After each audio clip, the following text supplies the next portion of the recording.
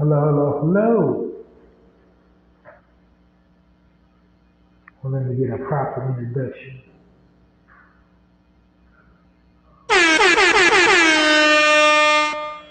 are now listening to the Narrative Podcast with Halsey Allen. The Narrative Podcast is changing the narrative one episode at a time.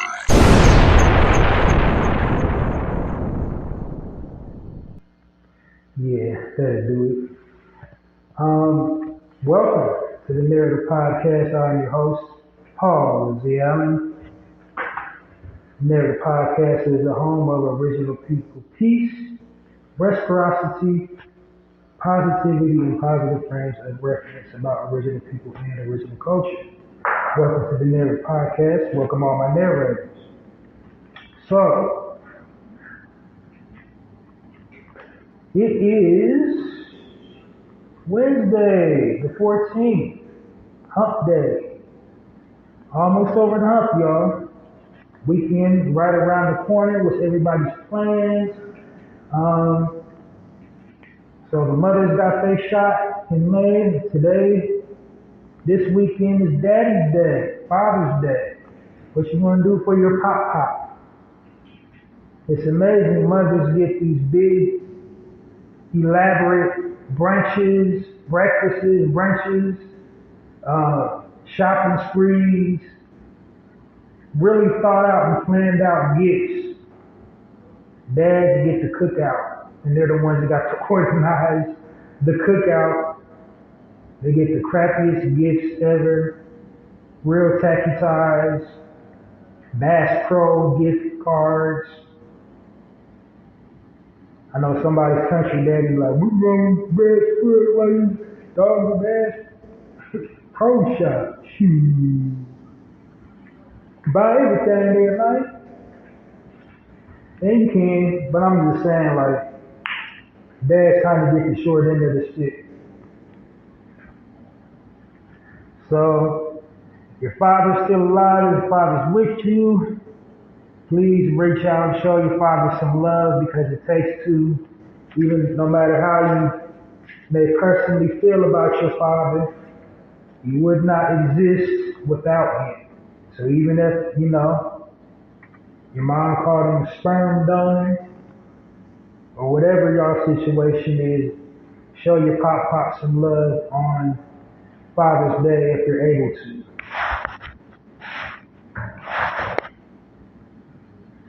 So, now that I got that out the way, I'm gonna get things in order. I'm gonna go over my itinerary, like I always do. My narrators, they know the demonstration, they know what my platform is about. They tune in regularly, so I'm gonna give a brief overview of my content and what my platform is designed for, and what you'll be listening to this evening, and what you'll be listening to this weekend should you decide to join me. For all my new listeners, people newly tuning in right now, unfamiliar with the Narrative Podcast and Halsey Allen. So let's start at the top. Tippy. The name, the Narrative Podcast. Where did I get that name from? Why do I have the name Narrative? What's that all about? Well, I named my podcast the Narrative Podcast because the media weaves a false narrative about original people and original culture. They deceptively, divisively portray us in a negative light. They focus the lens on all the negative nuances within our culture and,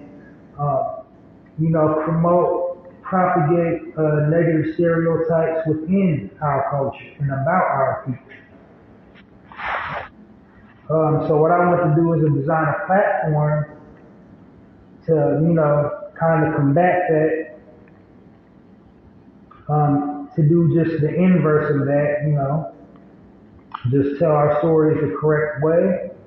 I want to showcase and highlight our people living life at their best, giving the listener positive frames of reference about original people and original culture. My goal for the Narrator podcast is to uplift, empower, and impact original people, our people, black people. I'm gonna get to the original part in a second, but I'm just, giving you the basics, in the synopsis of the Narrator podcast. So yeah, that's basically my, overall end goal for the Narrator podcast is to uplift, edify, empower, and impact, and promote, everything positive our people are doing, and everything positive within original people culture, rather than embracing and gravitating towards the negative stereotypes. So, now that you know what the Narrative Podcast is about, my ultimate takeaway goal I want for the podcast, I want to get across to my listeners is the importance of why it's important to share positive content. This is why I call my listeners my narrators. You see, we live in a digital age and we're all sharing information online. Basically, whatever you're posting online is your digital footprint. This is what people associate your value systems with, your ideals, your beliefs, your faith, all that, about what is equated to you as an individual about what you're posting online. So, just imagine, like I already said, people outside of our culture, all they're given about our culture and our people is negative frames of reference. They're all only given piss poor examples of black men and piss poor examples of black women. They just want to, see the foolishness online. They want to see us at our worst. They want to see gun culture, gang culture, pimp culture, whore culture, thought culture, F-boy culture, just online being messy. This is all they want to see us. That's all they promote. That's all they glorify. That's all they reward. It's all the messiness and all the dysfunction and all the toxicity within our culture. This is what gets pushed towards the forefront. Meanwhile, intelligence, family structure, unity, diversity, inclusion, triumphing in the face of adversity, having action-based solutions, being impactful, being leaders, all that goes by the wayside. So that's what I want to urge, all my listeners to make people aware of, how important it is to share positive content online. This is why I call my content or listeners my narrators, because we're in a unique position to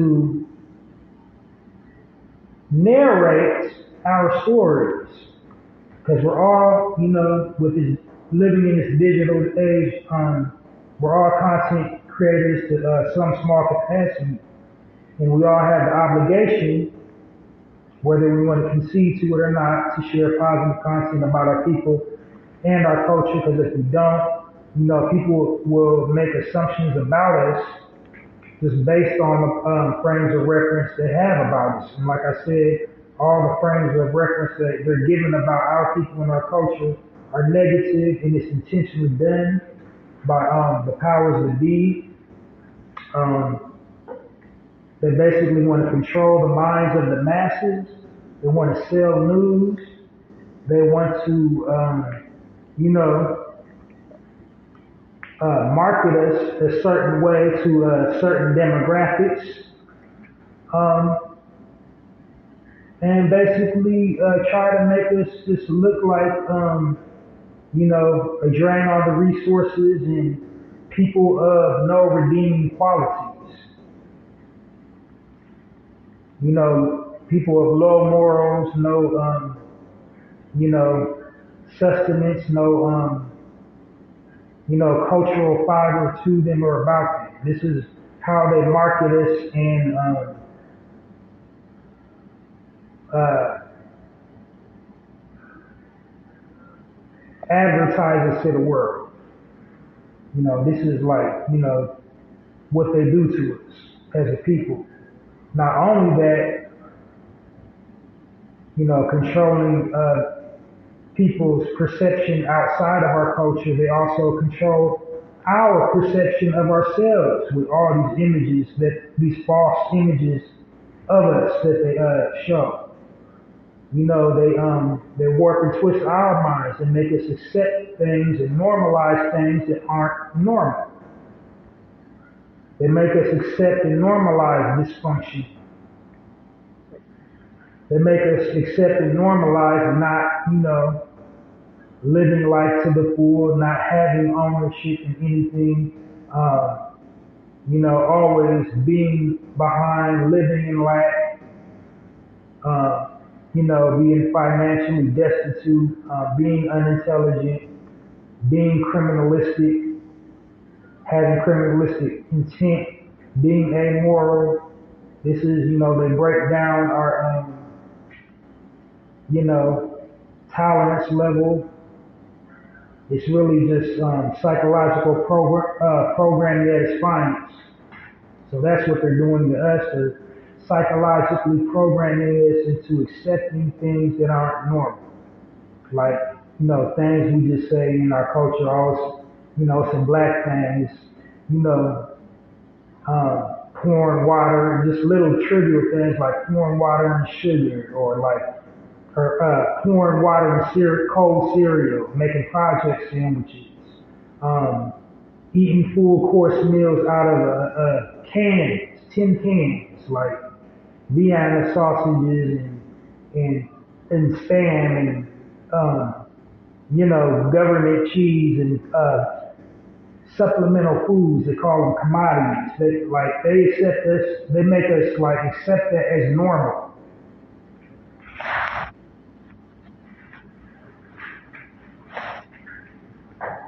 But anyway, like I said, that's kind of the purpose of my podcast, to flip and change the narrative. About how we see ourselves and how others see us. It's not about caring about how other people see us. It's just about, if you're going to tell our story, tell it correctly. Say we're kings and say we're queens. Say that part. Say we're gods and we're goddesses. Say that part. Say we was here 5,000 years before every civilization on the planet. Say that part. Don't just say our history started with slavery. Don't just say,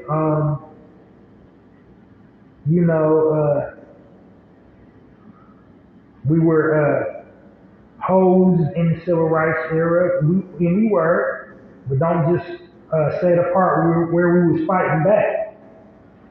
Say the part where we was running the oppressor off. Say that part. Play up the revolutionaries. Don't just bury our history and present us, as docile.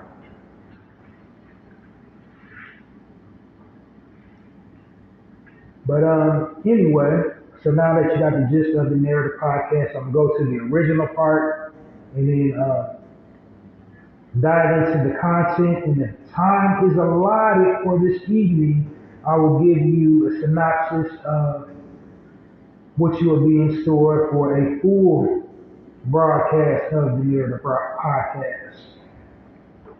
So now, going to the original part on this podcast, I refer to our people as original people, as opposed to being black. And my reason is because, when you get older, you realize things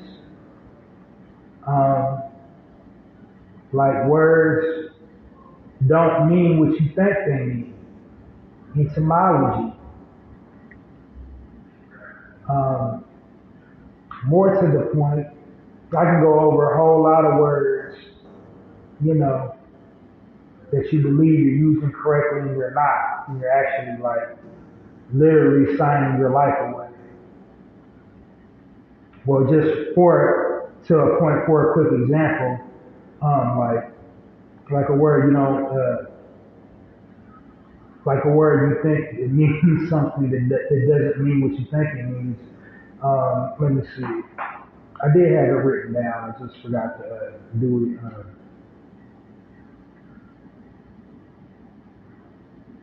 Well, never mind. I'll come back to it later. I'm just drawing a blank. I had a brain fart.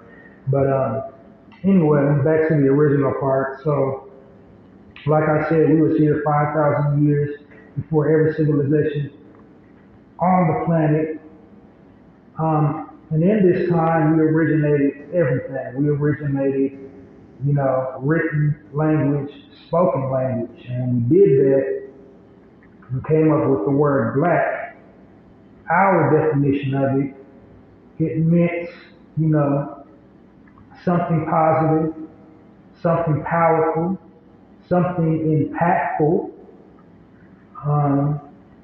something regal, something opulent, something holy, something godly. But when the colonizers came around us, they envied us, they feared and envied us, and they took and flipped the narrative on the word. Just like they took and flipped the narrative on history or his story. When they came along, they made the word mean something negative. They associated all things negative with the color black. And, among them things that they created was death, dying, the end of all things, disease, unholiness, unrighteousness, filthiness, wickedness, misfortune, apocalyptic things, just chaotic things, everything negative you can think of, they linked to the word black. Moreover, here just speaking in, the Americas in the English language, they went the extra mile. They made black legally mean dead. And so we're always wondering why we get police brutality. We're always, wondering why we're getting the short end of the stick. It's because they made the word mean death. Legally dead. So they legally got the right to kill you. And when you're saying I'm black, you're accepting a death sentence over yourself. And I know you might think I'm broad stroking it or like making connections where I forget what it's called, where there are none, but just think about it. Us as a people, are we living our definition, how we define the word black, or are we living their definition of how they define black? Look at our, living circumstances as a people, here in America and abroad, and ask yourself, are we living out our definition or are we living out their definition? And factor in how we treat each other, factor in how we treat everybody else, factor in how everybody treats us, how we're viewed, opportunities get granted to us, factor in all that.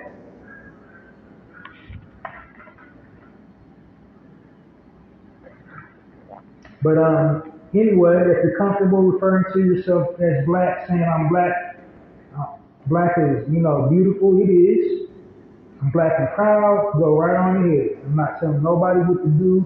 I'm just telling you why I refer to our people as original people versus black. Now you go to that same dictionary and look up the word original, and then you'll see original has no negative connotation surrounding it attached to it. The word original, it basically hints at the first, and unique, being unique, nothing else like you, and in many cases, the best. And so for a pronoun to describe the people that mothered and fathered civilization that was here first before everybody, I think original is better suited to describe our people versus black. Not only that, there's many different types of us hailing from all different corners of the globe, having different cultural upbringing, different ethnic experiences, different religions, different politics, different socioeconomic views, just all kinds of differences. But the one thing we got is our lineage. We can all trace our, lineage back to Africa. We're all bound together by our melanin. So, by saying original, that's kind of the glue that binds us all together. No matter if you're Jamaican, no matter if you're Haitian, no matter if you're Trini, no matter, if you're in the UK, if you're in Canada, if you're, in, parts of Europe, Germany, Finland, Holland, anywhere where there's our people around, Rome, we're original. Yet we speak all different types of languages, dialects of different languages, but we're all one blood, we're all one people, we're all original. And that's my philosophy on referring to our people as original versus black.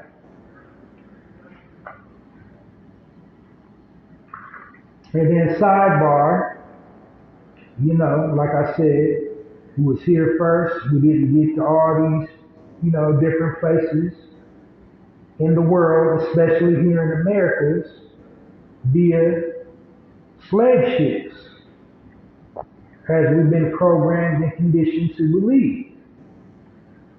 So while slavery actually really did happen, chattel slavery actually was a thing. People in America really was on plantations getting whipped and brutalized and all that during slave times.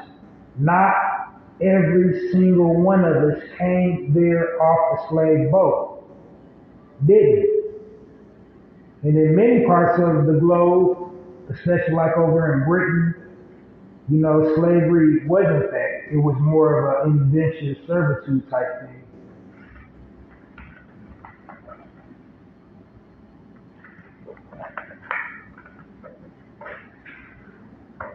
But anyway, I digress. I'm just letting you know we're all original. I didn't mean to go off on a side tangent. I just want to make sure I was crystal clear on that. All right, so this is a live edition of the Narrator podcast. And what I do here is I share positive frames of reference about our people and our culture. And the positive frames of reference that I share comes in the form of, news articles. And the reason why I do that, because we're bombarded with so much negativity, over, always these negative television shows, these negative, movies, music. It's just, sharing a silver lining on the cloud. Showcasing us at our best, just some positive, good news versus negative news 24 hours a day. And then after I'm done sharing my articles, I go into some commentary, deliver my spiel on current events, whatever breaking news in the media, whether it's global news, something happening around the world, or, something happening, within our community. Or, if I don't have anything like that, what I do is just like do a PSA or an observation. And this evening, I think I got a hybrid of that. I think I got a little bit of both. But, it's going to be ocean light tonight. Another thing about my podcast is time sensitive. I try not to exceed 1 hour on my full broadcast. I really try not to exceed over 45 minutes on a live broadcast. And my reasoning why I do that is because I just want to deliver the knowledge. I don't want to hold you. I don't want to shoot above your head.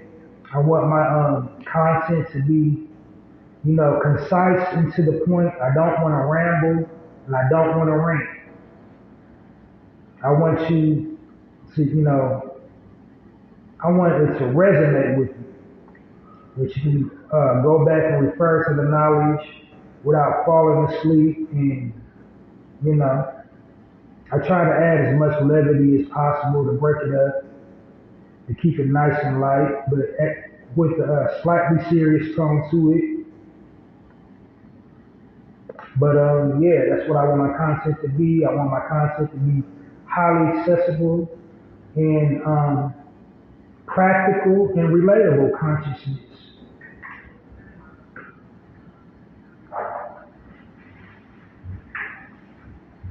So,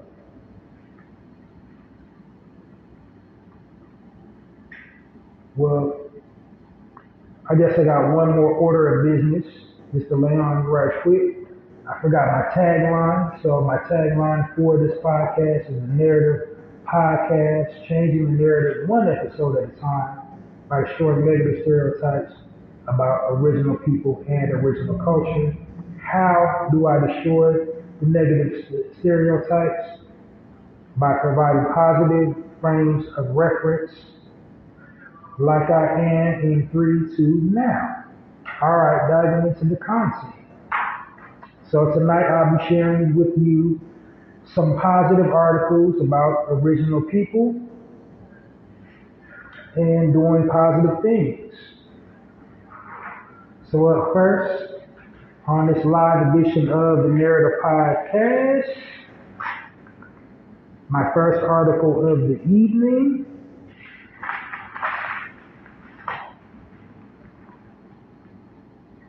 Article reads, our first headline reads, investors buying entire blocks in Houston to revitalize and bring Black-owned businesses. Okay, so it's the real estate developer Chris Singal and Booker J. Bradley, in conjunction with Coco Collective Exchange, and exchange is spelled with an X, not EX. Don't know why, I guess it's just a branding thing.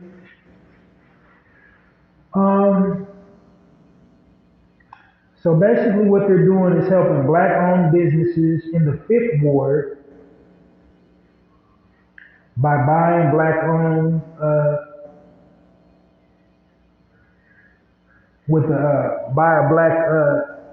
buying the it's a mouthful, buying the Black Block Initiative. So like they're buying up the whole block for, Black people. Now sidebar, I refer to our people as original people, but if it's in the article and it says Black people, I'm going to say Black people. I'm not going to swap out Black for original people. So just so we're clear on that. So yeah, that's basically what they're doing is they're buying up the whole block for Black people. Yeah, their goal is to have young Black entrepreneurs, being homeowners, and then also providing homeowner opportunities for people that's been living in the 5th Ward a decade or longer.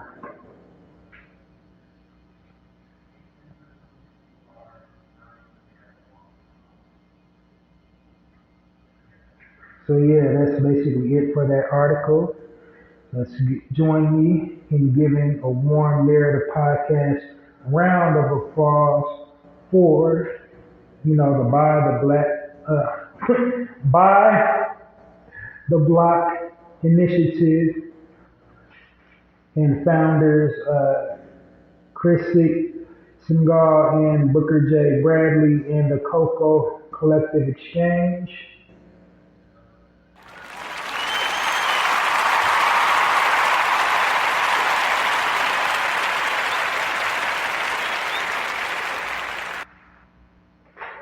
All right, moving right along.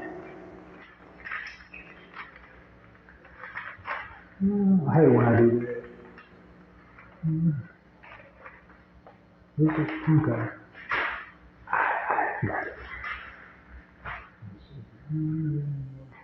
Yeah, it's going to be a super light bite tonight. I just got a few.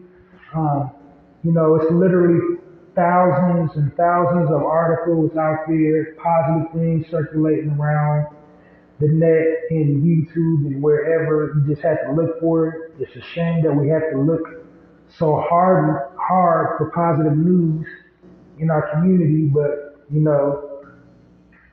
all the negativity just bam right up in your face as soon as you take out your device, as soon as you watch television. Something negative, but something positive is literally like trying to find a needle in a haystack. But anyway, these articles stuck out in my mind, and that's why I'm covering them tonight. So after this one, I only got one more, and then I'm going to dive into some commentary. Okay, for the next article on the Narrator podcast, the headline reads, Black teen from North Carolina becomes fastest 16-year-old in the country. Now, usually I try to stay away from sports articles because, that's that stigma that all we're good at is, entertainment in sports. But I had to cover that one because that's impressive. To be the fastest in the nation at 16, that's more than impressive than I don't know what. The young brother's name is Anton Hughes Jr. He's from Winston-Salem, North Carolina, and he holds the title of the fastest 16-year-old in the United States. Anton finished the 100-meter dash in just 48 seconds. 10 minutes, 48 seconds, excuse me. So yeah, that's really impressive. And then quick little sidebar, have you ever heard about the Salem witch trials? So do your Googles on that. Yeah, that's more than impressive for that young brother. Joining in the Narrator podcast, round of applause for young Antoine Hughes and his new record that he broke.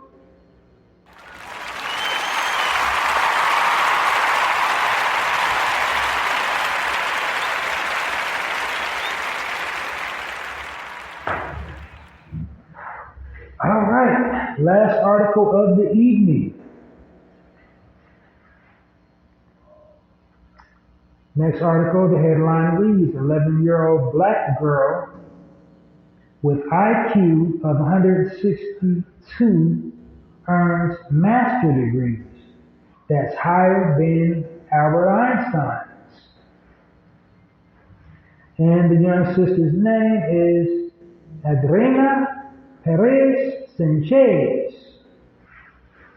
And yes, she is Afro-Mexicano.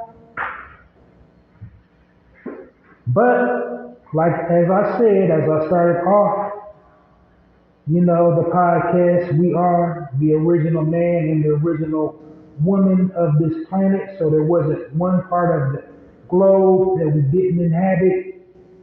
So Mexico was one of them. But this young lady, it says in the article, says she's half, they refer to her as Afro-Mexican. And that Afro stuff I'm not a big fan of. Like it just makes me cringe when, I hear our Spanish speaking brothers and sisters refer to themselves as Afro-Latino, like that makes them less Latin. Like that takes away, you know what I mean? Like that takes away from the being Spanish. Actually, is speaking Spanish. Like it's not really a nationality per se. It's more of a language. But I don't know. It kind of just, it's kind of cringy. It's like not diminishing, you being from Spain or Mexico or Dominican Islands or Puerto Rico. I just saying you're black. It doesn't like, well, or original man or original woman, like I said. But teach their own, because we know you guys got, different, culture things within your culture. It's the sazon, it's the rice, it's the mariachi, it's you know, it's the bongos. You know what I'm saying? You got your culture, but at the same time, you're an original man, you're original woman. Don't stink.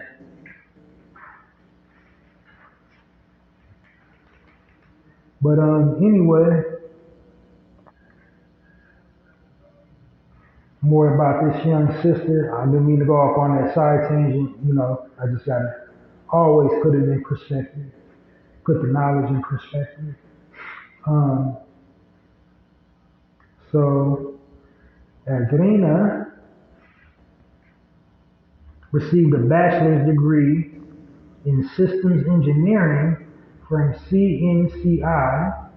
She's currently studying a master's program in mathematics technology at the University of Mexico, and her dream is to become an astronaut for NASA. I think she just might do it. So join me in a warm, heartfelt, narrative podcast round of applause for Elena Perez Sanchez.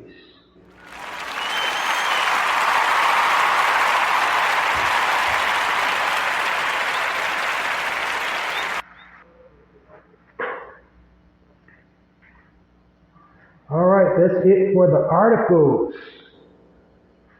And I'll dive right into some commentary, something, see what's popping around. Current news. And just delivering my spiel on that. So like tonight's going to be a little bit of hybrid. So big news. So word around town is Tyler Perry in Dubai BET. So is that a good look or not for our people? Because lately, Tyler been coming under some fire about, his content, about some of his movies. I don't know the title of it, but he got a series where,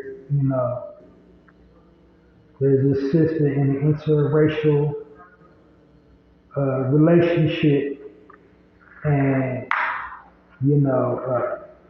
there's a scene in the movie where she's basically getting revenge on a brother from her previous relationship that was abusing her. He tried to come back into her life, and then the Caucasian man that she's with, they basically they whoop up on him. And so he's getting a lot of backlash about that. And so the sister takes it way over the top.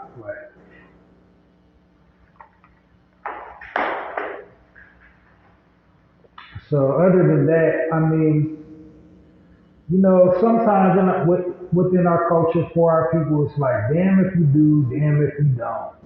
Like sometimes it just ain't never good enough for us. First they start dogging Tyler Perry because he was wearing a dress as Medea. It's like, why his big ass up in that moo sitting up there with that wig cocked to the side, you know, being effeminate, like why? People was like that, you know, just super duper scrutinizing him for that. But he explained it that Medea was a composite of all the females in his family that he had admiration for. So it wasn't just his grandma, it was his mother, it was his grandma, it was his auntie. So he just took and made a composite of all their personalities, which is unique and creative, and came up with the character of Medea. And who better to play Medea than him? Because he could easily give it to a female actress to play Medea, but it's not going to, you know, resonate because they don't know he was raised on his auntie's food, his mama's food. You know what I mean? He got their sauce, is what I'm saying. So I kind of see where he went with the Medea thing. I'm seeing where he went. Initially, I was like real gun-ho and apprehensive about Medea. I wasn't, you know, mature enough in my thinking to get that, to grasp that. I was just like, nah, hell no. Bro, you in a dress. Like most of the rest of the world was. But, you know, in hindsight, looking back on it, you know, he was homeless, living in his car, bouncing from unstable gig to another unstable gig, pursuing his dreams, and he caught up to him, and he ain't asked nobody for no help, no handouts, nobody helped him, nobody was kind to him, nobody was nice to him, everybody scrutinized him, everybody kicked him when he was down, and now, you know, he culminated his, you know, massive fortune, and now everybody just got something to say. Like, wasn't nobody saying nothing when he was down and out. Now he, you know, came up on the financial means to, you know, help his people create opportunity without, you know, assistance from the major studios. He's independently producing his own cinema, and now people are accusing him of pandering. So I'm a little on the fence on some aspects. I kind of agree, but mostly on the whole, I would say he's doing his own thing. Like, you know, if you ain't never did nothing for the movement, if you ain't never volunteered your time, it don't even have to be a money thing. Like, if you ain't never tried to volunteer your time to help somebody, like, you know, put the knowledge out, you know, take some time with a child, do something in your neighborhood. If you ain't never did that, you need to be quiet about Tyler Perry. If you ain't never did nothing, like, and it's most of the, you know, blowback from people that ain't never did nothing. And it's always like that in our community. The people that ain't never did nothing always got something to say. And there are exceptions, like, I don't know what his little thing with Monique was, the debacle with Monique. She made some valid points, so I don't know.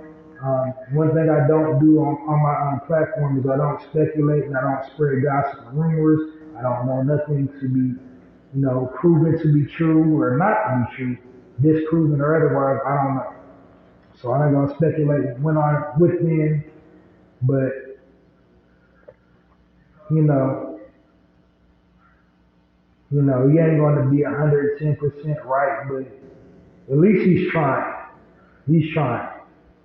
So I think we should support him for trying, and it would definitely be more welcome, I would rather him than the faceless corporation running BT, Viacom, just intentionally misrepresenting our people, having them shit show award shows, excuse my language, I try not to cuss on my platform. When I'm passionate about something, sometimes when curse words just come out, delivering them crappy award shows and these crappy television shows and series that they got on now just got us looking like you know, playing up the stereotypes, at least somebody from our own can kind of counterbalance that. You know what I mean? And not just have us in this one-dimensional realm playing up all, you know, the negative stereotypes and all these negative stigmas within our culture. So, you know, I say kudos to Tyler. Go for it. And if you don't like it, then you buy BET. Yeah, you take your money, you buy BET. If you can't buy BET, make your own streaming network. We live in a digital age, why not? Why can't you have your own streaming network? You got the time to complain about somebody else. Make your own streaming network. If you don't like Tyler Perry's content. Or buy BET. With your money. That nobody helped you with. Because didn't nobody help him with his money. He didn't have no outside investors. Nothing. He did it all off the muscle.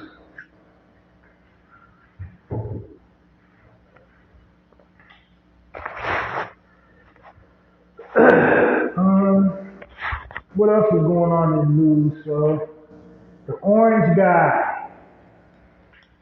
The orange guy. Oh.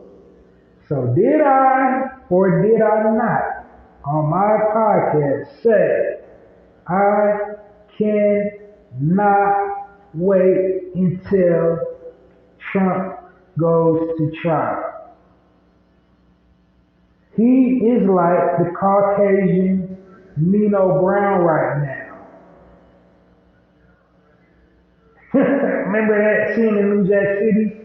If I'm going down, I'm taking everybody down with me. Everybody's going. He's throwing everybody under the bus, bro. I'm just sitting up there eating my popcorn, hollering. Like, for once it's not us on TV messy. Like, if nothing else, we can clap about us. For once it ain't us. Like, this trial is messy as hell, bro. Like, he is throwing everybody under the bus. It is so hilarious. It is so funny. It's like the biggest gut belly laugh I done had in a minute. I had like a laugh like that since what was the lady during the pandemic when she had the little the dance. Why are you detaining me? I ain't laughed that hard since then.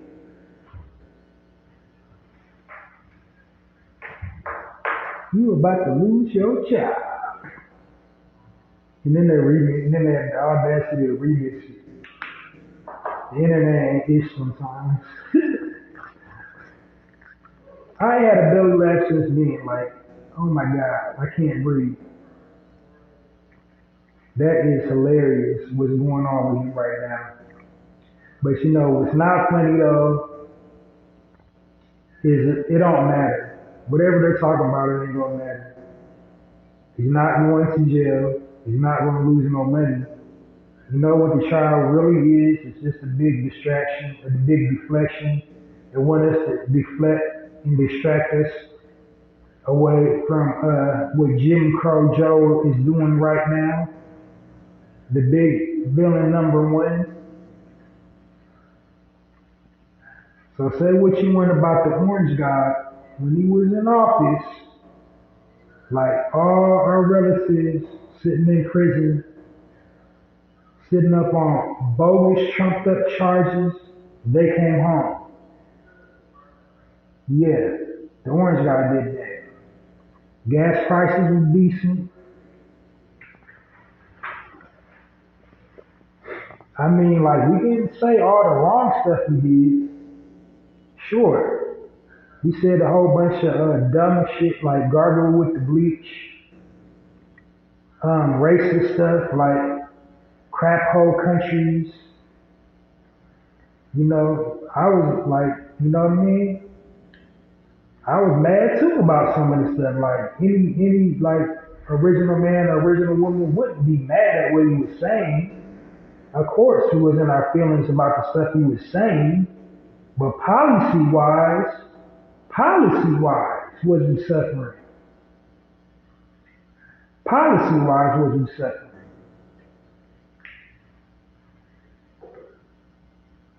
Sure, it was open season on us, them all these different groups and subgroups. They got confidence. You can fill them with confidence. But we was smashing on them. Say that part. We was smashing on them.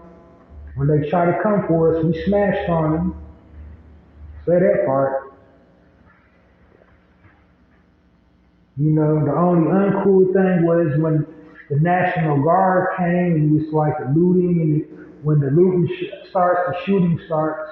But outside of that, was he really the worst? Is he really the worst president we ever had out of all them liars, rapists, slave owners? Was he the worst? He was worse than Ronald Wilson Reagan? He was worse than freaking what's the dude's name? Nixon, Robert Nixon. He's worse than that. We're gonna say he's worse than Nixon. We're gonna say he's worse than Carter. We're gonna say he's worse than, like, come on, man.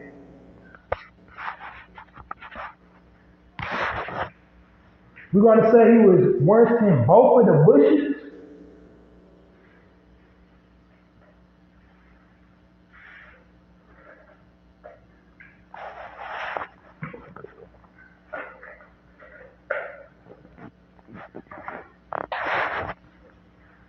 But yeah, went on a little tangent. It was just, it's funny to me. Like, this whole trial was just super duper hilarious. Like, he's throwing everybody under the bus. Love him, hate him. You gotta respect him because he speaks candidly. You know where you stand with him. Like, he wasn't playing politics at all. And I don't know about y'all, I'm not endorsing him for president by no stretch. But if I gotta have a president, I would rather see the lies coming. Like, I already know what I signed up for. So this dude in office right now, he literally only had one job. Only one job he was bringing to the table, he said, to cancel student loan debt. Literally got one job, cancel student loan debt. And sit up there and, put executive orders on that, and ain't trying to. And ain't even sorry that he's not. He ain't even publicly,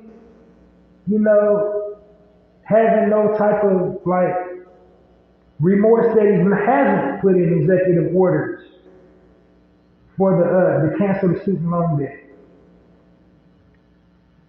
Literally, he only had one job. That's the only thing he promised, was to cancel the student loan debt, and he hasn't delivered. But what he has done, he gave millions upon billions of dollars to the Ukrainians, when it's people right here in America suffering. Our people especially, but a whole lot of Caucasians too. Disenfranchised veterans that fought and died for this country. Nothing. And giving the Ukrainians refuge, giving them weapons to defend themselves, giving them shelter. What? I don't know. I don't know sometimes. Like, the world's crazy like that. I guess my big point is, as a people, we shouldn't, like, get emotionally goaded by people outside of our culture to tell us how to feel about stuff. Like, if you got Caucasian friends, they're like, don't that make me mad? And this guy, and this, this a-hole, and he said this and he did that, and he said this and he did that. But then you're looking at the guy in office, what's different? I don't know. I mean, I think all this democracy and diplomacy stuff is a big crock anyway, but legislatively, if you're looking at it,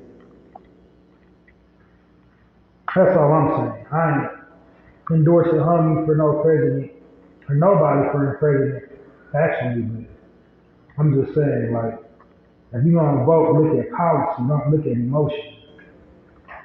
And that's what's wrong with our people. We go off emotion, not what's best for us. We gotta treat our community, we have to be shrewd businesswomen and businessmen. Forget party affiliations, forget, all that left, red state, blue state, left wing, right wing, conservative liberal crap. Look at what's in it for me. Whether you're Republican, Democrat, independent, grassroots, whatever, conservative, liberal, whatever, if you're an original man or an original woman, the only thing we need to be concerned about politically is what's in it for me. What do I get?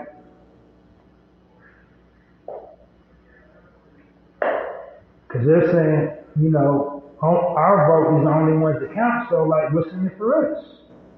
Whoever is on the ballot, what's in it for us? Make them acknowledge what's in it for us before you just give your vote away.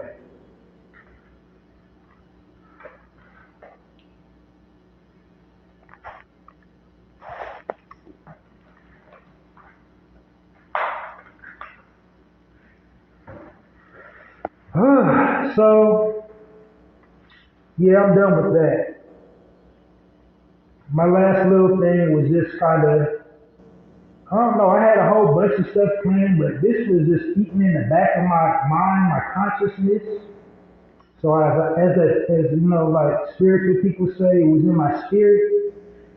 So my spirit was just tearing me up about this, because I was like, I legit had like 4 or 5 other things that I wanted to comment on tonight, but this one thing was just really standing out in the back of my mind. So I'm gonna start it off with like, I don't know who needs to hear this, who I'm talking to, but I'm talking to somebody. So it's the month of June.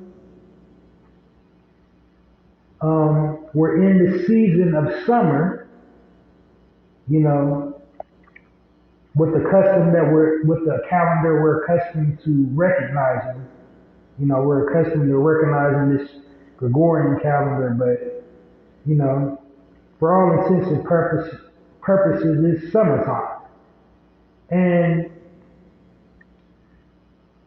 just like in the back of my mind, I just feel uneasy and queasy about something. It's like, what's the biggest thing our people are wrestling with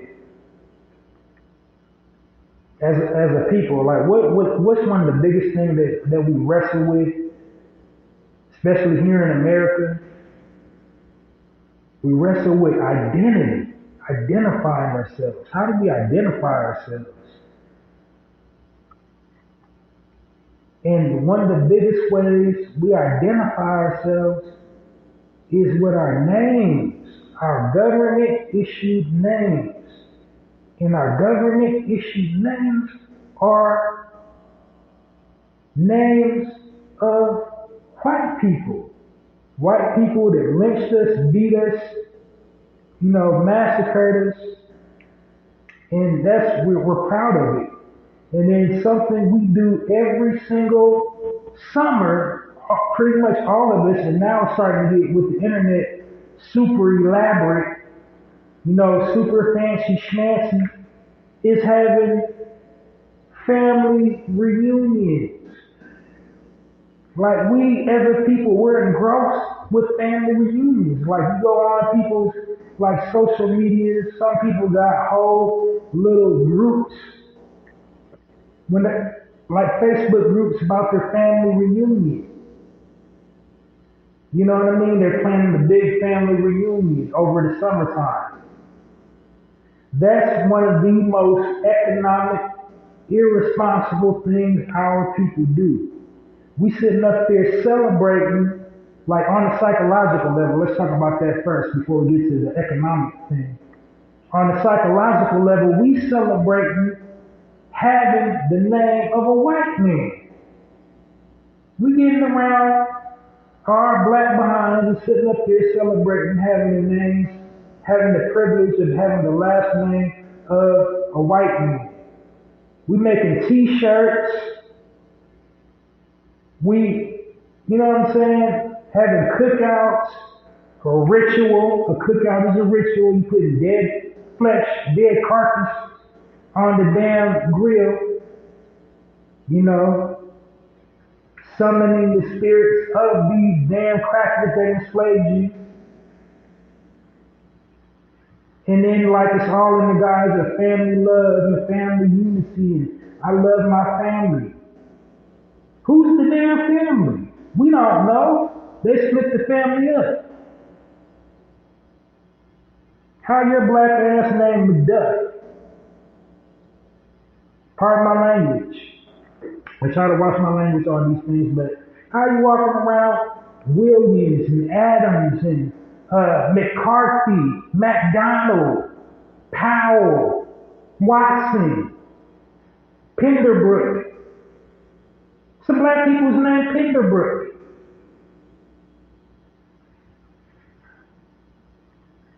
Amherst.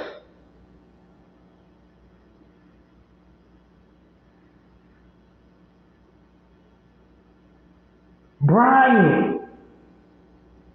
Allison, Adams, Jackson.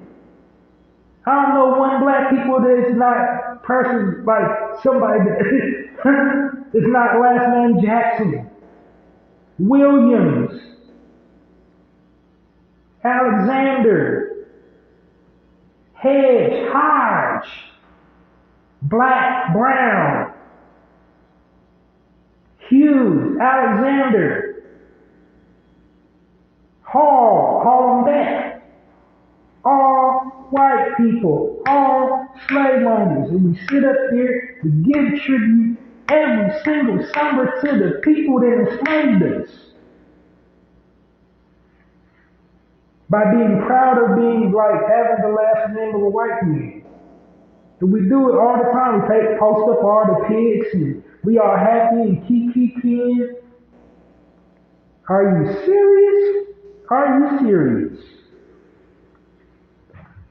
And then half the people black here, we sit up here and pay thousands of dollars on the family reunion, but we can't pay thousands of dollars on property, on buildings, on land. You get what I'm saying? We'll go up there and get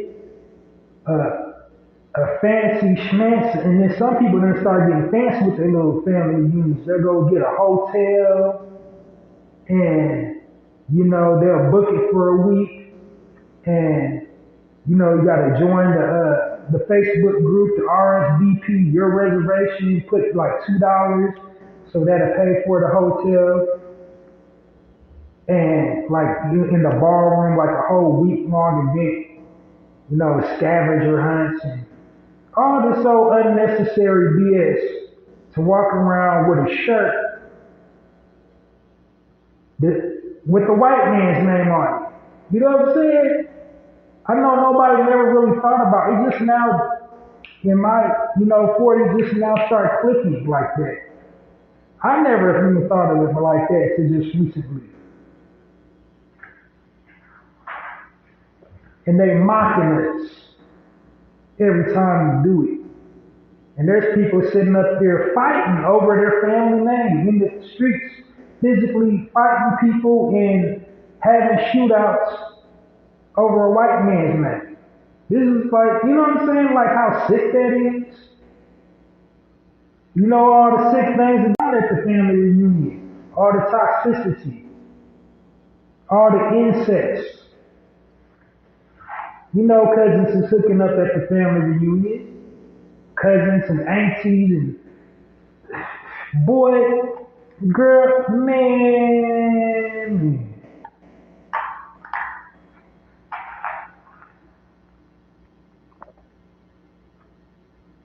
Shoot, don't go to the family reunion if you just, newly in a relationship, especially if y'all just got in an argument before the family reunion. Because one of your nephews, if you're a man, when you bring a woman, a fine lady is going to be one of your nephews, your cousins, your brothers.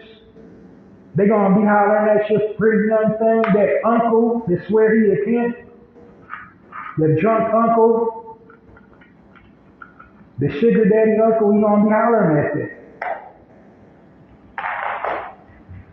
And then if you're a woman, same thing. Them cousins, what was it in Players Club?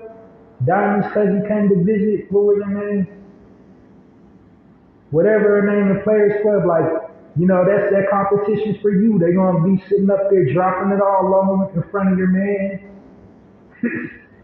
Like, this family reunion is a trick. It's killing our people. And that unifying is what's killing our people. I done literally, been in watching people's Facebook feeds, and I watched the divide and the disunity at their family reunion. When the family reunion happens, all these family reunion pictures go up and look at the family, kicking it with the family. 2 weeks later, you blocking each other.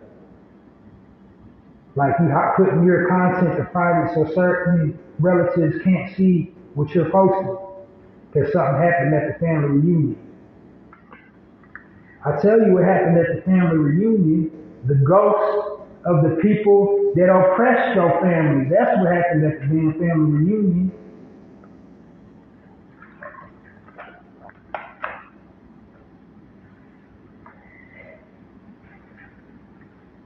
We celebrating people that owned us.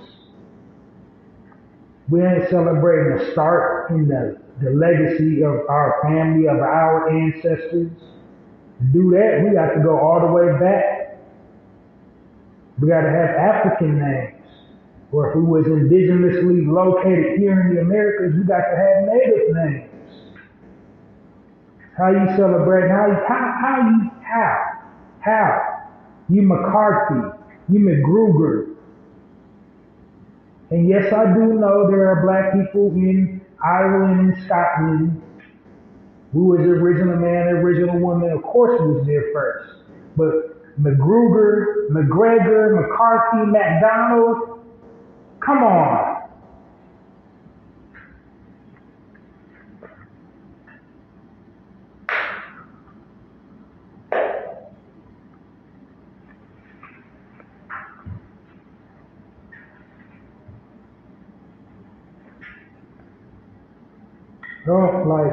That's crazy to me. We sitting up there celebrating people that lynched us. I mean, don't get me wrong, family reunions, they can be positive. There's some positive stuff happens too, on the positive side of it, the elders, reaching out to the young folk. The elders, connecting with the youngsters, okay, this is our legacy, this is uncle, this is auntie, this is, having sage advice. Some positive things can happen. The children just playing, frolicking with each other. Hey, I didn't know you was my cousin. I didn't know you was my cousin. Heck, let's play. So some positive things happen, but on the bigger scale, it's we waste a whole lot of money and time with them. like thousands of dollars that could be circulating in our community, thousands of dollars that could be on our own business, on our own vision. You know, buying, you know what I'm saying? For one day, for people that can't even freaking stand you, don't even damn like you. Like all skin folk and skin folk, everybody that has your blood ain't family. That's straight up. Like sometimes family be the damn worst. I feel really bad for celebrities who like I done seen that following celebrities online. How ungrateful and entitled their families be. They throw a family shindig, you know, on their estate. They family show up, got the audacity to have their, you know, face twisted to the side, acting like the celebrity owes them something. They're already paying for everything. You know, they got the caterer, they got the chefs out there cooking everything that you can think of to cook. Serving everybody. So ain't nobody gotta do nothing but just show up. They having, you know, limousines driving them to the event. All the entertainment you can think of. And it's people walking around on their estate with, you know, with their face all twisted up like somebody owed them something. Like, the family reunions, my boy, that's crazy to me. Like, I ain't trying to crack to nobody's cornflakes. If you got a family reunion coming up, more power to you. I'm just saying, look at it from a different perspective. I was just giving a different perspective on that. Just something that I don't think everybody really, you know, sits down and ponders and contemplates. Because I myself didn't really ponder and contemplate that till like literally just about 3-4 days ago. I'm like, yo, people be getting together just to really celebrate having the name of a white man. That's crazy to me.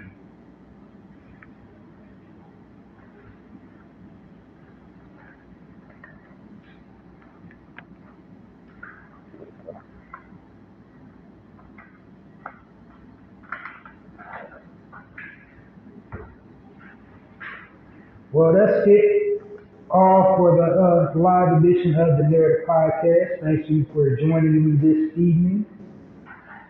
I think I'll wrap it up here. So do me the biggest, hugest favor if you're out there listening to social media land. When I share this back, I'm broadcasting live right now, but when I share it back to my social media platforms, download this episode and all previously recorded episodes of the Narrative Podcast. And I think I got a little bit of time tonight. I'm gonna walk you through, give you a synopsis of a full broadcast of the Narrative Broadcast. I do these every single weekend. This is a random live. I just go live during the week when I have free time. I just really start doing them. So like, I don't be planning when I'm gonna go live, but I got some time allotted, you know, for my daily running or stuff I got to do. But yeah, I had some time tonight, so I went up live. So this weekend, join me for a full episode of the Narrator Podcast. I'm gonna give you a brief synopsis right now. So when you join me this weekend, first thing you need to know is my podcast is broken up into sections. Each section has a speaking point, and I describe each speaking point as I come to them. Like each section, I give you a breakdown of what each section is about, and I try to give a time limit I spend on each section. Like I said, my overall, you know, window is not to not exceed an hour. And on my last broadcast, I did just that. That was like one of the first times ever in a long time since I've been podcasting that I actually hit my time goal. I was only like about, I think like 2 or 3 minutes over an hour. So I like hit my goal last week. But anyway, the reason I do that is to, like I said, to make my content cohesive, to keep myself from rambling and ranting and, going on side tangents, just keeping a nice steady flow to it, having a clear beginning, middle, and an ending to each section so that I'm not lost and then you're not lost as a listener, like, okay, where are you going with this? I don't never want you to feel like that when you're listening to my content. So that's why I divided it into sections. So if you listen to me this weekend, the first section that you're going to be listening to is my promo section. In the promo section, what I'm doing is giving original people, business owners, the opportunity to have their business, product, service promoted for 110% free by yours truly on my platform, the Narrator Podcast. And the reason why I'm doing that is to do my part to help circulate the original people dollar and the original people community. It's with my great anticipation, the people that reach out to me, the business owners that reach out to me, also takes care of the community that they're rooted in. They hire their own people, perform some type of community outreach. They either have their own nonprofit organization, or they pay into one, or they provide some type of service that they know their community needs, like feeding the homeless, or caring for the elderly, or caring for our children, or some type of clothing drive, or food drive, or something that they know the community needs. And then the biggest thing is hire their own, and then just be a staple for future generations. And I'll give you all that information. Just refer to episode, I believe it was 244 last week. I'm not going to give you the content information here on this live. It's like I said, I'm trying to keep my time limit. So the next section you'll be listening to this weekend when you join me on the Narrator Podcast will be the section titled the Contest section. And the contest section basically is incentive. I'm incentivizing people to listen to the Narrator Podcast. I'm rewarding people for participating in the Narrator Podcast content by giving them a prize. And the prize is a bulk supply of their favorite snack food item. And I'm giving it to them just simply for listening to the Narrator Podcast. And you get the free prize by participating in the contest topic. And my current contest topic is share your most recent shopping while black experience. And for that, for entering the contest, I'm going to give you a bulk supply of your favorite snack food item. And once again, for the details to enter the contest, please see my last full episode of the Narrator Podcast and my episode log, and access that and get that information. I'm not going to give it out right now while I'm live. It's like I said, for my time limit. All right, and on the very next section of the Narrator Podcast, which you will be listening to, is the highlight section. And in the highlight section, what I'm doing in that section is I'm highlighting businesses owned and operated by original people. And the purpose of me doing that is to, like I said, highlight businesses. Get you to patronize businesses and support businesses owned and operated by us. And then also, I'm giving you the example of entrepreneurialism. I'm giving you the positive frame of reference about entrepreneurialism, because that's my overall, goal for the Narrator Podcast is to provide positive frames of reference about our people, So I'm giving you the positive frame of reference about entrepreneurialism, doing for ourselves. So within the highlight section, also what I do is I walk you through their journey as an entrepreneur. I give you information such as, when they started their business, the significance of the name of their brand. If the name of the brand has any significance, like what's the significance of the name? Give you their mission statement, give you their itinerary for, if they got a website. Usually it starts off, with their mission statement, with their with their core values of their businesses, what they believe in, any, type of blogs or outreach programs they do for the community, like, hire their own, have special programs for the youth, for the elderly people, anything that they're offering that, in the way of inclusion.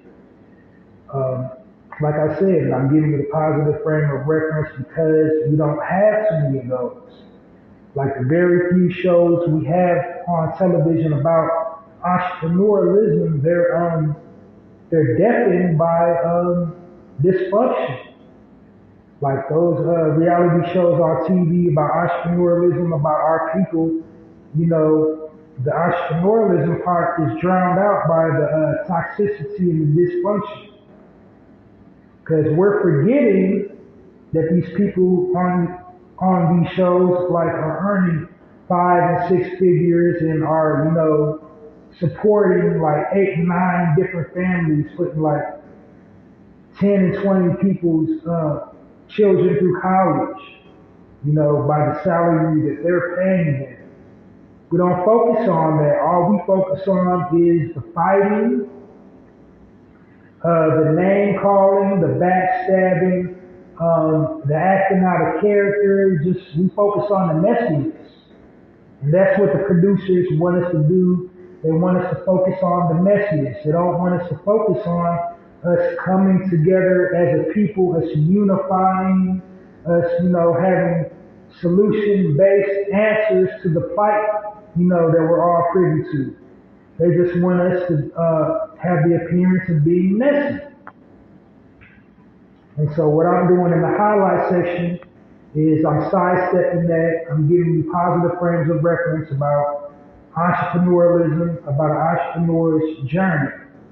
How they started, how they came up with the idea, all throughout the journey into how it manifests into the business that it is now.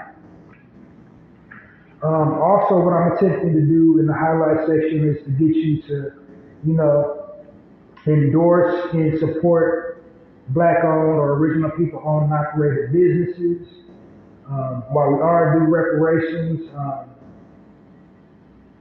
we need to support each other. If we can't financially do it, we at least need to promote somebody's brand on our social media. That's free.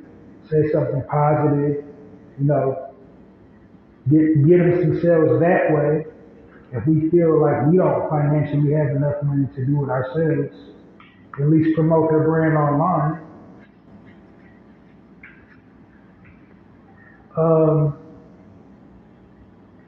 So yeah, I'm just trying to give you the full scope of the entrepreneur in the highlight section. Some other factors that I choose the companies to highlight is, they do some type of outreach. They either pay into a nonprofit organization or they have their very own. Most of them are family owned and operated, so I'm giving you the positive frame of reference about generational wealth. Doing for the community, impacting the community in a positive way. And then also aligning up with my theme. And my current theme is a season of summer. So, that's what you'll be tuning in this weekend to hear in the highlight section on the Narrator podcast. Now after the highlight section, we transition and go over into the spotlight section. In the spotlight section, what I'm doing is I'm spotlighting a prominent figure within our community. And the person or persons that I spotlight in the spotlight section on the Narrator podcast is usually like, somebody in the entertainment industry, such as an actor, an actress, a recording artist, an athlete, a public figure, somebody with a public polarizing figure,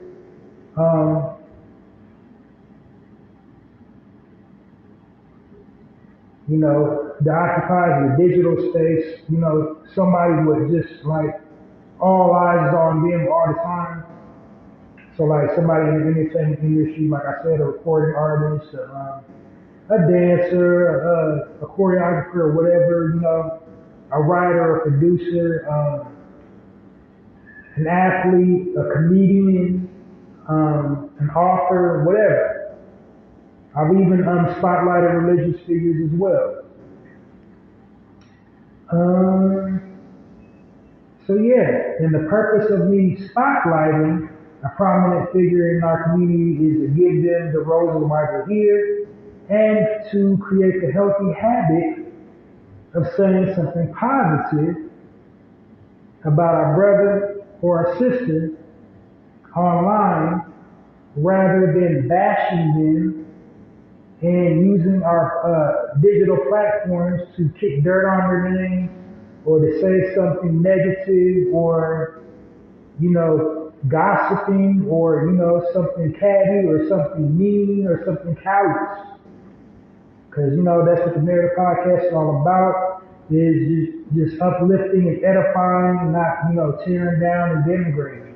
And I'm trying to put the healthy habit out there in the atmosphere to, to all people listening to build us up. Use your digital platform to build us up, not tear us down. So I'm even saying that to people that have their own gossip channel on YouTube or TikTok or, whatever. At least if you want to do gossip, at least have a positive segment, have a spotlight section. If you want to do the gossip, have some type of positivity in that. I ain't knocking your hustle if you want to. I'd rather you gossip than the other people gossip about us. We shouldn't be gossiping at all, but if you want to gossip, like keep it in the family. But in that same breath, when you got doing your gossip channel, like dedicate a spotlight section, something positive. But now since I brought that up, I'm going to bring up this next point. I'm the one that created the way for spotlighting. Because before I add the spotlight section of my podcast, the Narrator podcast, nobody on social media, on YouTube, Twitter, TikTok, YouTube, whatever, no podcast channels was spotlighting anybody. When I added a spotlight section to the Narrator podcast, not everybody started to spotlight. Every time you're interviewing a guest, they'd be like, this week we'll be spotlighting this person, such and such and such and such, and spotlight. Nobody was spotlighting anybody until I started doing it. And you can fact check, you can go on my episode log, cross-reference, fact check, all that. Wasn't nobody doing that. I created the way for that. And you know what? I'm not angry at it. That's my receipt that people listen to my podcast, whether they just want to not give it up and not concede that they mess with the Narrator podcast and they mess with Halsey Allen on their platforms. That's cool, but it's proof. The proof's in the pudding, though. Because, not just the, spotlight section. People be just low-key using my lingo, all the types of stuff I say on my podcast, the way I speak, people just like quietly put it in the atmosphere that they're listening without really just coming out and saying that they're listening. But I know that you know that I know you're listening. And that's all right with me because, imitation is the best form of flattery. And your brother is flattered. Thank you for listening to the Narrator Podcast. You are now listening to the Narrative Podcast with Halsey Allen. The Narrative Podcast is changing the narrative one episode at a time. In a real way. All right. So after the spotlight section, I transition over into the health and wellness section. In this section, it's, it is what it sounds like. It's health and wellness. I'm giving health and wellness tips to my people. And the reason why I'm providing us with health and wellness tips is because we are the most attacked people on the planet. They're attacking us physically, they're attacking us mentally, they're attacking us spiritually. And so in the health and wellness section, what I'm doing is I'm giving us tips on how to stay armored up in all the areas in which we are being attacked. And if you think we're not being attacked, you're living in the fantasy world. It's not a conspiracy, it's a reality. They are putting things in our air, in our food, in our water, in the fabrics of our clothing, daily things we use around the house, cleaning products that immensely, adversely affect our unique genetic makeup, thus destroying the fabric core of our very being, our melanin. They're trying to wipe us off the planet. That's on the physical side. Stuff they're putting in the food, in the air. And then on the mental side, I already told you, the mind tricks they're doing with the media. They're constantly bombarding us with negativity. Making us, see ourselves in a certain way. Desensitizing us to violence. And, being poor and living in strife. They're desensitizing us mentally. Spiritually attacking us. Robbing our very essence spiritually. So, like I said, that's what the health and wellness section is dedicated to, giving my people tips how to stay armored up in all the areas all the areas that were being attacked.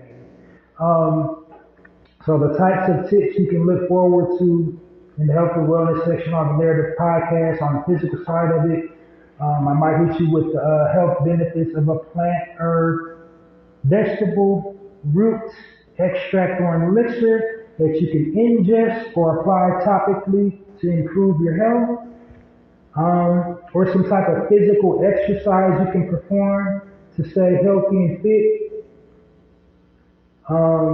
On the mental side of it, things to quiet and focus your mind, such as mindful breathing, meditation, reading,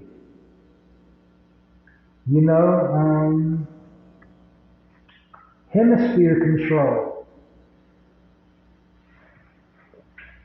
These are the types of things that help you with conditions of the mind. Spiritually, things such as meditation, praying, and other spiritual practices I'll talk about. And then for like a wild card, I might talk about quantum law, divine law,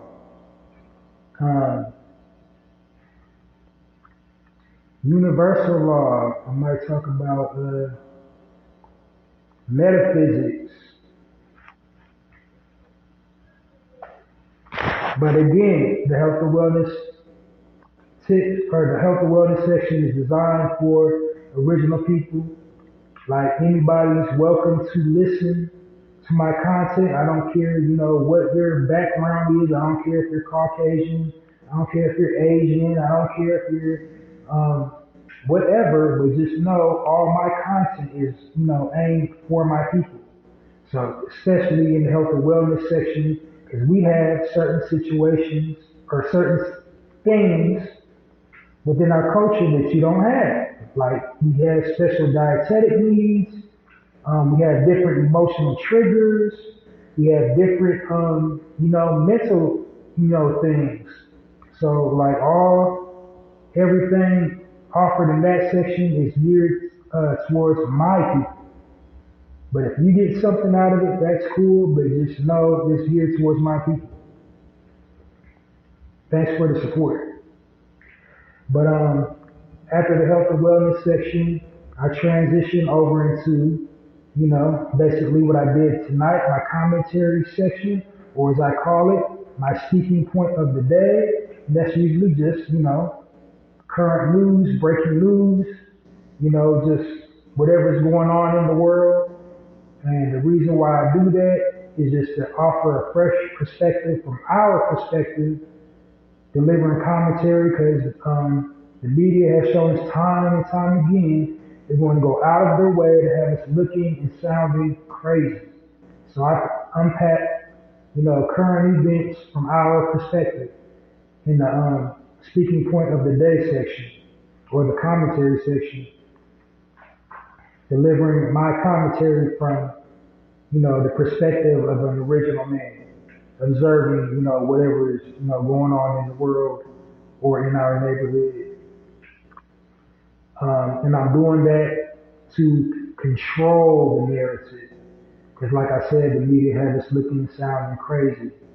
In the event that I don't have any current news to talk about, I'll hit you with a PSA, an observation about something we need to work on as a people. When I say we, I mean me as well. And in many cases, me especially, because I be like the main one violating.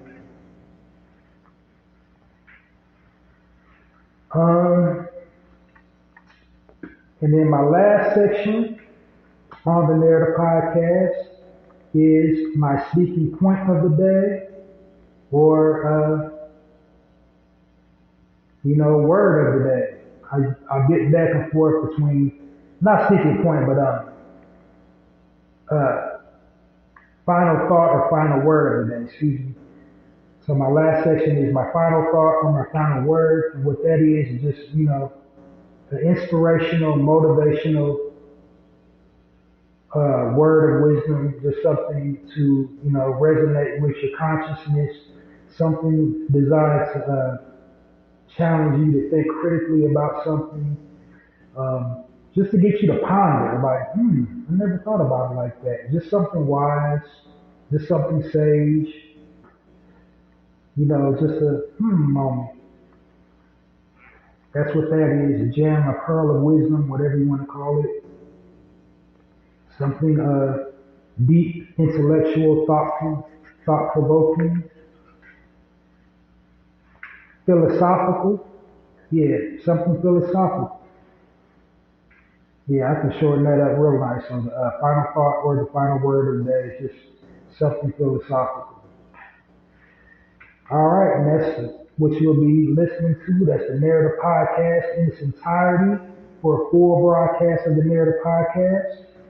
So join me this weekend and listen. Become a narrator. Listen to the full episode of the Narrator podcast. Download this episode and all previously recorded episodes of the Narrator podcast. So definitely join me this weekend for a brand new full episode of the Narrator podcast. So also tune in regularly so you don't miss me when I'm live. Because when I broadcast live, this platform I'm on broadcasts directly to Twitter, and it also broadcasts directly to YouTube. So to catch me when I'm live, like right now, go to my YouTube viewer channel and subscribe to my channel, Halsey Allen. Hit the notification bell.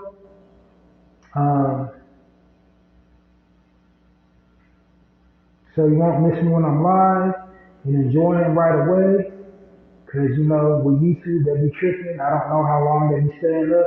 I actually authentically don't even be checking my episodes that's uploaded to YouTube. But enjoying them. I've never got a copyright strike or nothing, letter from them. Never have been threatening like to end my channel, but it's a viewer channel. I don't have one exclusively for the Narrative Podcast. So that might be why, but yeah, it uploads directly to YouTube. It also uploads directly to Twitter, and I'm Halsey Allen on Twitter as well. So, you know, follow me on Twitter, follow me on YouTube, Halsey Allen, and you will never miss a live edition of the Narrative Podcast. Now, yeah, Allen, slave man. So now, also another thing I got going on, I've written a book of poetry. I write poems now. I'm a poet, so it's a book of poetry titled The Black Card. So want you to support that. Go over to the bookstore on Poetizer.com and purchase The Black Card, my book. It's a in-depth read. It's a real witty collection of poems, just really you know, reflecting the experience, all our spirits, all our nuances within our culture, all encompassing poems of what it means to be black or original. It was black when I wrote it, but my philosophy kind of changed on that. But, you know, it's basically 30 poems of the black experience, positive and negative, you know, everything we experience as original men and women. So go get that. It's a great coffee table read. It's a great travel read. Like you can read it on the airplane, you can read it on a bus. If you vacation, you can take it to the beach and read it. In the tub, relaxing. You know, go enjoy it. 30 poems, really insightful, really witty. You enjoy it. Purchase the Black Card today on Poetizer.com in the bookstore on Poetizer.com. Purchase it now or get your Black Card revoked. All right. Also got a personal poetry blog. I'm gonna make a poetry lover out of you now. My poetry blog is titled hallziespoetrycorner. It's on blogger.com, and the address is www.mrhallziesblogs.com, and my tagline is poetry with a passion, poetry for all occasions, and when you read one, you will find out why. To support my poetry blog, simply just share a poem from Hallzies Poetry Corner on your preferred platform, whatever platform that you're the most active on, share it. Go to that link, www.mrhallziesblogs.com, share it on Twitter, share it on, you know, Tumblr, WordPress, TikTok, YouTube, you know, whatever you're active on, Reddit, whatever you're active on, share a poem from Hallzies Poetry Corner on, you know, whatever platform you're active on. That's how you support my personal poetry blog. I got thousands of projects that I'm working on, and I'll unveil to you when I'm in the finishing stages, but keep on definitely supporting me here on the Narrative Podcast. So that's a rapper dapper for this evening. Shout out, thanks everybody for listening. Thanks for clearing your schedules to enjoy your brother this evening. But that's all I got for you. Sending you love, light, healing energy, showering positivity over you. I know you're going to try and you're going to stick the rest of this week. Be productive, be the change, be the answer, be the reason, be that king, be that queen, be that God, be that goddess. But definitely just be there and join me this weekend for another full episode of the Narrator Podcast. That's it, and that's all, y'all. Halsey Allen and the Narrator Podcast signing off, and it's like that.